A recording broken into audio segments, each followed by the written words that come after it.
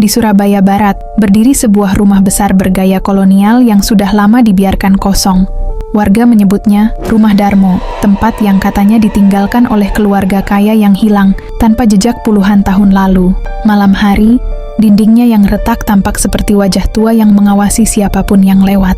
Malam itu udara Surabaya terasa lebih lembab dari biasanya, seperti ada sesuatu yang menahan angin agar tidak berani lewat di depan bangunan tua itu.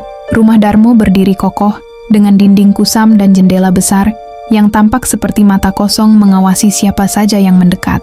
Sudah puluhan tahun rumah itu tidak ditempati, namun bagi warga sekitar, tempat itu tidak pernah benar-benar kosong. Ada cerita tentang keluarga kaya yang hilang mendadak, tentang pesta terakhir yang tak pernah selesai, dan tentang suara langkah yang muncul setiap malam meski tak ada seorang pun yang tinggal di dalamnya. Raka, Sinta, dan Dimas berdiri di depan gerbang rumah itu dengan perasaan campur aduk. Niat mereka sederhana, membuktikan bahwa semua cerita hanyalah bualan. Namun semakin lama mereka menatap bangunan itu, semakin terasa seolah rumah itu menatap balik, menunggu, bahkan seakan mengenali mereka. Gerbang karatan itu terbuka sedikit, seperti sengaja ditinggalkan begitu. Tidak ada yang menyentuhnya, namun saat angin berhembus pelan, engselnya berdecit seperti suara seseorang yang mengajak masuk. Begitu mereka melangkah ke halaman, suasana berubah drastis. Suara kendaraan dari jalan raya seakan teredam. Lampu kota yang biasanya memantul ke kaca rumah lain tidak terlihat di sini. Udara yang semula hangat berubah dingin, bahkan terlalu dingin untuk ukuran Surabaya malam hari. Rumput liar menutupi hampir seluruh halaman, dan pohon besar di samping rumah menjulang seperti penjaga tua yang tidak ramah. Saat mereka memasuki ruangan pertama, senter-senter kecil yang mereka bawa memantulkan cahaya ke dinding yang penuh debu. Ruang tamu rumah itu masih memiliki bekas kejayaan. Lampu gantung kristal besar, sofa tua yang warnanya memudar, dan karpet merah yang sobek di beberapa bagian. Namun yang paling mencolok adalah deretan lukisan yang tergantung rapi di dinding. Semua gambar itu menampilkan anggota keluarga Darmo, laki-laki, perempuan, dan seorang anak kecil. Wajah mereka terlihat tenang, tetapi ada sesuatu pada mata di lukisan itu. Cahaya aneh yang membuat seakan mereka benar-benar sedang berdiri di ruangan itu. Sinta mengarahkan senter ke salah satu lukisan. Kelihatan nyata banget. Aneh ya, katanya pelan. Namun saat Raka dan Dimas mendekat, mereka sama-sama melihat hal yang membuat bulu kuduk berdiri. Mata di lukisan itu tampak sedikit berubah arah, mengikutinya setiap kali mereka bergerak. Bukan sekadar ilusi, bukan sekadar bayangan. Dimas mencoba menenangkan diri dengan mengangkat kamera. Santai, mungkin efek cahaya, katanya, meski suaranya terdengar gemetar. Tapi ketika ia menyorotkan lampu kamera ke lantai, mereka menemukan jejak kaki kecil. Debu di lantai menunjukkan jelas. Jejak seorang anak. Kecil, rapat, dan baru. Arah jejak itu menuju tangga kayu yang melingkar ke lantai 2. Sinta menelan ludah. Kalian lihat jejak itu juga kan? Tidak ada yang menjawab. Mereka hanya saling pandang, dan entah siapa yang mulai duluan, langkah mereka bergerak mengikuti jejak itu. Setiap anak tangga yang mereka naiki berderak pelan, seperti memberitahu seluruh rumah bahwa mereka sudah masuk semakin dalam. Dan semakin tinggi mereka naik, semakin jelas perasaan itu muncul, bahwa seseorang sedang menunggu mereka di atas. Lorong lantai 2 terasa jauh lebih panjang daripada yang terlihat dari bawah. Cahaya senter mereka hanya mampu menembus beberapa meter ke depan, sementara sisanya tenggelam dalam kegelapan yang seolah hidup. Udara di lantai ini lebih dingin, seperti tidak ada satupun sinar matahari yang pernah mencapai tempat ini selama puluhan tahun. Dindingnya ditutupi wallpaper bermotif bunga yang sudah mengelupas, dan setiap langkah kaki mereka menghasilkan gema kecil yang membuat suasana semakin menegangkan. Saat mereka berjalan perlahan, terdengar suara langkah kecil berlari melintasi lorong.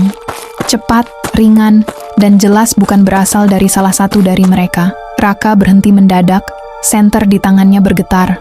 Ada yang lewat barusan di depan kita, bisiknya. Dimas memutar kamera, berusaha menangkap apapun yang bergerak, tapi layar kamera hanya menampilkan lorong gelap yang tampak tak berujung. Tiba-tiba, sebuah pintu di ujung lorong terbuka perlahan. Engselnya mengeluarkan suara panjang dan berat, seperti seseorang yang memaksanya dari dalam. Tidak ada angin, tidak mungkin terbuka sendiri. Sinta spontan mundur setengah langkah, wajahnya pucat. Itu, kebuka sendiri, mereka saling tatap, namun rasa penasaran yang sudah membawa mereka sejauh ini, seperti mendorong langkah mereka mendekati ruangan itu. Begitu mereka masuk, bau apek langsung menyambut. Ruangan itu adalah kamar paling luas di lantai 2, dipenuhi furnitur tua yang tertutup kain putih. Namun perhatian mereka langsung tertuju pada sebuah ranjang besar di tengah ruangan, yang juga tertutup kain putih kusam. Kain itu tidak diam, bergerak perlahan naik turun, seperti ada seseorang di bawahnya yang sedang bernapas. Sinta menahan napas, tubuhnya kaku. Kalian lihat, itu bergerak kan? Suaranya hampir tidak terdengar. Sebelum siapapun sempat menjawab, lampu senter mereka mati bersamaan. Kegelapan menyelimuti ruangan, begitu pekat hingga mereka tidak bisa melihat satu sama lain. Dalam gelap total itu, suara napas berat terdengar dari arah ranjang. Perlahan, dalam, dan pasti bukan napas manusia normal. Setelah itu, terdengar suara langkah kecil mendekat, berhenti tepat di depan mereka. Kemudian sebuah bisikan perempuan meluncur di dekat telinga Raka, dingin dan jelas. Kalian tidak seharusnya ada di sini. Lampu senter kembali menyala mendadak. Dan di sudut ruangan, berdiri sosok perempuan dengan gaun putih lusuh yang menjulur ke lantai. Wajahnya pucat, tidak memiliki mata, hanya cekungan gelap yang seolah menyedot cahaya. Rambut hitam panjang menutup sebagian tubuhnya. Di sampingnya berdiri seorang anak kecil, berwajah pucat dengan senyum lebar yang terlalu kaku untuk manusia. Anak itu menggenggam boneka rusak yang kepalanya hampir patah. Perempuan itu mengangkat tangannya perlahan, menunjuk ke arah pintu lain di kamar itu. Pintu kayu yang tidak tampak seperti bagian asli rumah. Warnanya lebih gelap dan seolah baru digunakan. Tanpa suara, pintu itu terbuka sedikit, menunjukkan tangga yang turun ke bawah, ke dalam kegelapan yang lebih pekat. Sinta mundur dengan napas tersengal. Kita jangan ke sana. Namun tatapan kosong perempuan itu tidak memberi pilihan lain. Mereka merasa seperti sedang dipaksa untuk melihat apa yang ada di bawah sana. Dan untuk pertama kalinya sejak masuk rumah itu, ketiga mahasiswa tersebut menyadari bahwa apapun yang menghuni rumah Darmo sudah mengetahui kehadiran mereka sejak awal dan tidak ada niat melepaskan mereka dengan mudah. Raka menarik lengan Sinta sekuat mungkin, hampir menyeretnya keluar dari kamar itu. Dimas menyusul di belakang, namun kepalanya terus menoleh, memastikan sosok perempuan dan anak kecil itu tidak bergerak mendekati mereka. Tapi saat pintu kamar tertutup, suara langkah kecil terdengar kembali. Lebih cepat, seolah sesuatu sedang mengikuti dari balik gelapnya lorong. Mereka berlari menuruni tangga dengan napas memburu. Setiap pijakan kayu mengeluarkan bunyi berderit yang saling berkejaran dengan detak jantung mereka. Begitu sampai di lantai bawah, suhu berubah drastis.